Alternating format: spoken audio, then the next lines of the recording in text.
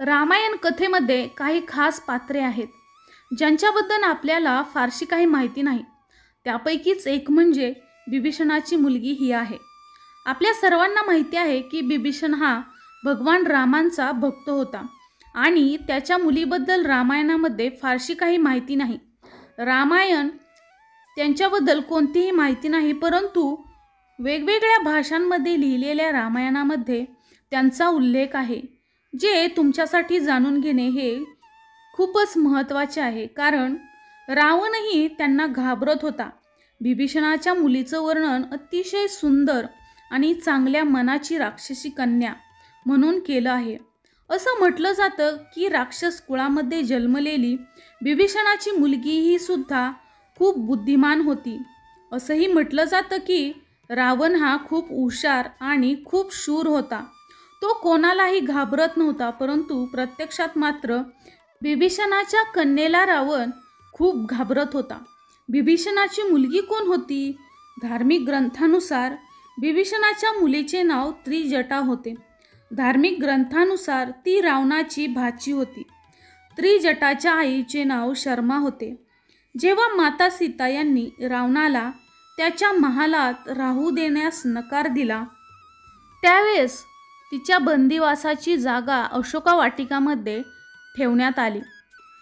याच काळामध्ये रावणाने राक्षसांना त्यांचे रक्षण करण्यासाठी म्हणून नियुक्त केले आणि त्यांना कडक सूचना दिल्या की सर्व राक्षसांनी सीतेला रावणाशी लग्न करण्यासाठी राजी करा.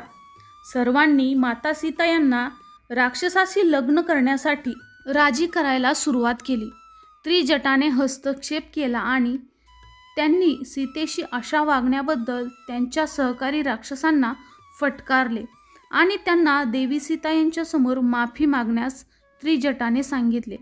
त्रिजटाने भविष्य पाहिले होते आणि तिने भविष्य सूचक स्वप्न तिच्यासोबत असणाऱ्यांना आणि माता सीता यांना सांगितले होते. ते स्वप्न म्हणजे संपूर्ण लंका ही एका वानराने जाळली आहे आणि भगवान श्रीराम माता सीता यांना वाचवण्यासाठी येत आहेत, असे स्वप्न तिने माता सीता यांना सांगितले. त्रिजटा ही सर्व राक्षसांना माता सीता यांना त्रास देण्याऐवजी माता सीता यांची सेवा करण्यास सांगते. त्रिजटा सर्वात मोठी असल्यामुळे सर्वजण त्रिजटाचे म्हणणे ऐकत होते. त्रिजटा अशोक वाटिकेत राहत होती, तरी सुद्धा तिला शस्त्र आणि जादुई क्षमतांबद्दल बरेच काही माहिती होते. तिच्या सर्व देवी शक्तींना त्रिजटा प्रत्येक घटनेची माहिती माता सीता यांना देत होती. त्रिजटा बाहेरून सामान्य दिसण्यापेक्षा अगदी उलट होती. रावणाला त्रिजटाच्या दैवी शक्तींबद्दल माहिती होती, म्हणूनच तो तिला घाबरत असे. ती जेव्हा जेव्हा बोलायची तेव्हा तेव्हा तिचे म्हणणे नेहमीच खरे व्हायचे. रावणालाही देखील माहिती होते की त्रिजटा ही भगवान विष्णूंवर प्रेम करते आणि त्यांची पूजा सुद्धा करते. बनारसमध्ये त्रिजटा मातेचे मंदिर आहे. माता सीता यांनी त्रिजटाला आशीर्वाद दिला होता की कार्तिक पौर्णिमेच्या दुसऱ्या दिवशी तिची सुद्धा देवीच्या स्वरूपामध्ये पूजा केली जाईल. रावणाच्या वधानंतर ज्यावेळेस माता सीता परत येत होती तेव्हा तिने त्रिजटाला एक दिवस देवी होण्याचे वरदान सुद्धा दिले आणि तिला काशीमध्ये राहण्यास सांगितले. तेव्हापासूनच त्रिजटा हिची पूजा केली जाते. मुळा आणि वांगी वाहिले जातात. धार्मिक मान्यतेनुसार कार्तिक पौर्णिमेच्या दुसऱ्या दिवशी जी व्यक्ती त्रिजटा राक्षसाची पूजा करते, त्रिजटा नेहमीच त्यांचे रक्षण करते.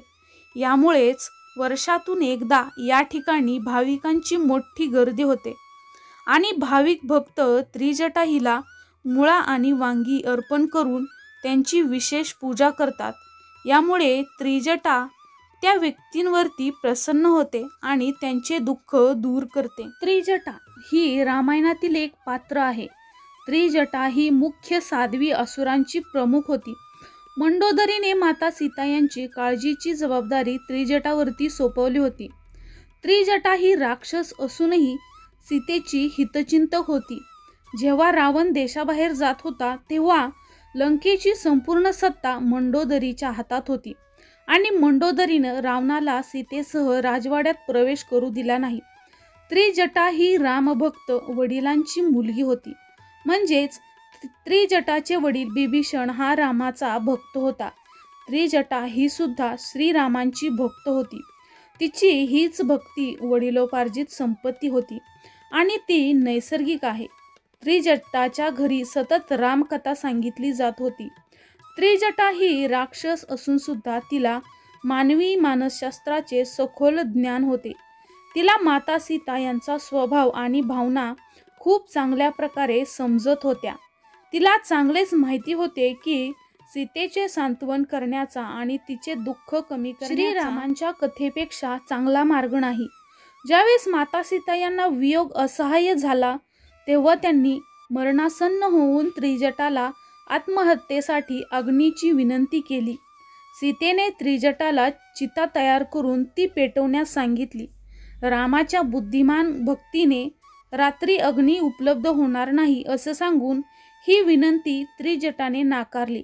माता सीता यांना ज्ञान देण्यासाठी त्रिजटाने श्रीरामांचे गुणगान गायले. अशा प्रकारे राक्षस असणारी ही त्रिजटा देवी सीता यांची काळजी घेत होती. त्रिजटा ही एक दैवी शक्तीच होती. त्यामुळे राक्षस हा त्रिजटाला खूप घाबरत होता. प्रेक्षकांनो, तुम्हाला जर ही माहिती आवडली असेल तर अशाच महत्त्वपूर्ण माहितीसाठी तुम्ही आपल्या चॅनलला सबस्क्राईब करा. म्हणजेच अशाच नवनवीन कथा तुम्हाला आपल्या चॅनलवरती पाहायला मिळतील. भेटूया अशाच एखाद्या नवीन व्हिडिओमध्ये. तोपर्यंत धन्यवाद.